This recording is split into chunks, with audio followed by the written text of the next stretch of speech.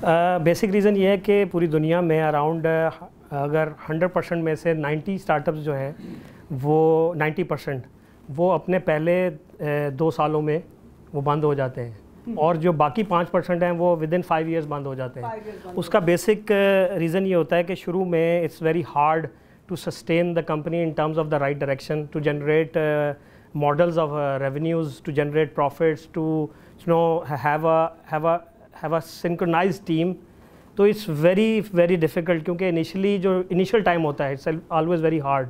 तो उस वजह से जो है वो लोग सस्टेन नहीं कर पाते, फाइनेंशियल क्रंच की वजह से, मॉरल क्रंच की वजह से, इमोशनल क्रंच की वजह से। क्योंकि देखें दुनिया जो है वो सब लोगों के साथ चलती है।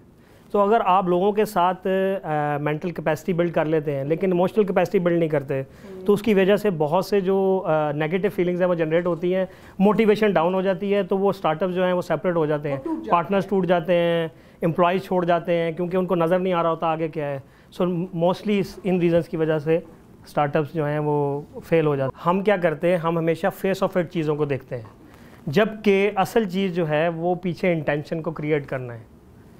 सबसे पहली चीज़, जैसे आप अगर पूरी वैल्यू चेन देखें तो एक स्टार्टअप की जर्नी के अंदर 2 सालों के अंदर आप कहते हैं जी कमिटमेंट होनी चाहिए, सिंसेरिटी होनी चाहिए, बिलीफ होना चाहिए, हार्ड वर्क होना चाहिए, होप होनी चाहिए, स्ट्राइव एंड स्ट्रगल होनी चाहिए और टेक्निक होनी चाहिए। All these things are part and parcel of the successful journey, but these are not the initiating point. सबसे पहला पॉइंट जो इनिशिएशन है वो है आपकी इंटेंशन क्या है, उनके पीछे टारगेट क्या है, विजन क्या है जिससे वो ड्राइव हो रहे हैं। उस विजन के लिए वो किस लेवल की इंटेंशन क्रिएट कर रहे हैं। इसकी मिसाल है कि एक बंदा कहता है यार मैंने पाकिस्तान में करीम जैसी एक और कंपनी खड़ी करनी है, लेकिन क्या उसकी इंटेंशन ये है कि उसके लिए वो हर तरह की कुर्बानी देने के लिए, इवन मरने के लिए तैयार है। So this is the kind of intention that you have to create. और उस इंटेंशन से पहले भी एक सिरा है, और वो उससे भी इंपॉर्टेंट है कि लोग ये इंटेंशन को क्यों क्रिएट नहीं कर पाते, बिकॉज उनको खौफ होता है। मैं इतनी ज़बरदस्त जॉब कर रहा था, मैं एक छोटे से कमरे में बैठ गया, यहाँ पर मेरा ऑफिस नहीं है, फैंसी मेरी चीज़ें नहीं हैं, मेरे पास पैसा नहीं है, मैं कुछ कर नहीं पा रहा। तो ये जो खौफ है, इस खौफ का खात्मा is the first step to have a successful startup.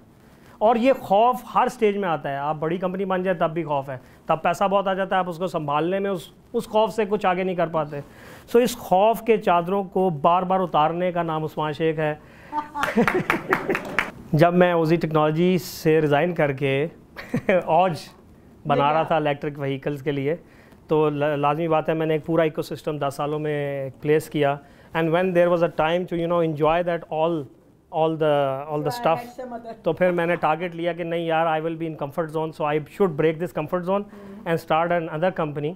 और फिर जो है वो और जो है now it turns into a big group then OG technology. लेकिन जो इंपॉर्टेंट चीज़ है वो ये है कि sometimes when you take decision on behalf of some mentor, because my father is like my mentor as well, so मैंने उनकी वो बात मानी और उसका मुझे फ़ायदा हुआ कि once we are in the final year in our university, so we initiated a project, final year project, that we won in GIK, we won at Bhautin Zikri University, we won at UET, we won at IIT Mumbai, India.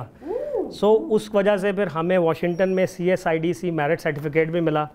तो उस वजह से हमें नादरा में chairman NADRA ने higher भी किया। मैं आई थिंक कि मेरा हमेशा से ये था कि इंसान को 360 डिग्री होना चाहिए, डायनामिक होना चाहिए, आपको स्पोर्ट्स भी आनी चाहिए, आपको बातचीत भी करनी आनी चाहिए, आपके पास टेक्नोलॉजी की भी बैकग्राउंड होनी चाहिए। सो आप जब तक 360 डिग्री एंड टू एंड चीज़ों को फोकस नहीं करते तो आपके लिए जो है मुश्किलात होती हैं in any phase of your life. So आपको 360 डिग्री चैलेंजेस को लेना चाहिए और उनको पार करना चाहिए ताकि आप रेडी हो सकें for a bigger capability and ability to drive big things.